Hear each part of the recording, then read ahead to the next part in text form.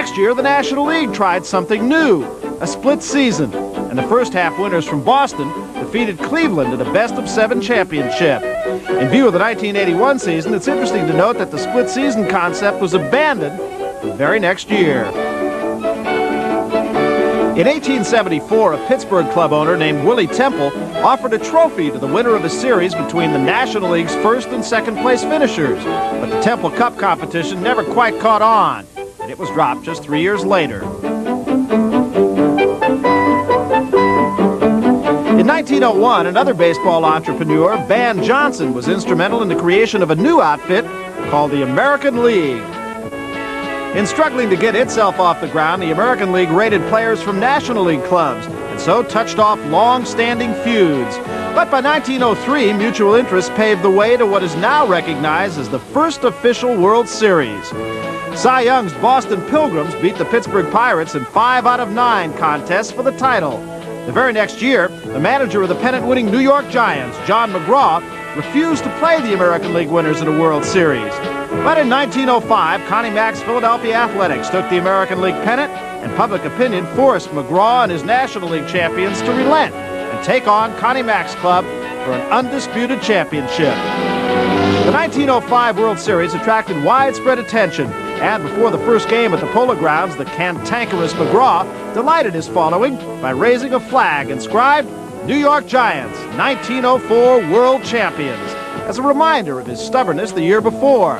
But despite McGraw's politics, the World Series of 1905 proved to be one of the greatest. Each of the 5 games was a shutout, and 3 of those shutouts were won by Big Six, Christy Mathewson.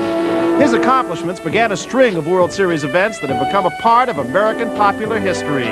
Perhaps the greatest moment was Yankee Don Larson's perfect game in 1956, the only perfect game in World Series history.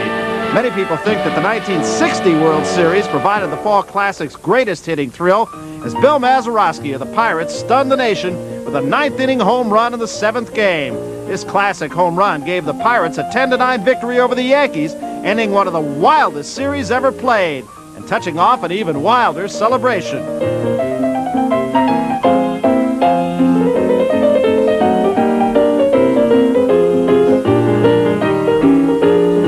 In 1969, baseball moved into a new era as the 2 12-team leagues were split into Eastern and Western divisions. The 2 division winners of each league would take part in a playoff, officially known as the League Championship Series. In the first year of the new format, Destiny's Children were the once lowly New York Mets, who that year won 100 games and finished first in the National League East by an 8-game margin. When the Mets clinched their division title, the celebrations at Shea Stadium had only just begun. In the first National League Championship Series, the Mets showed unprecedented muscle as they out-hit a highly favored Atlanta Braves team led by the likes of Hank Aaron and Orlando Cepeda. It was a clean sweep for the Mets as they took the Braves in 3.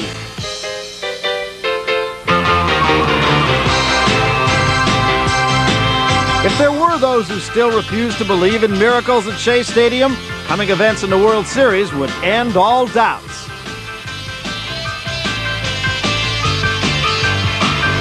By combining timely hitting, great fielding, and tight pitching that held the American League champion Baltimore Orioles to a 146 batting average, the amazing Mets became world champions, proving that no matter what the format, there's nothing sweeter than a World Series victory.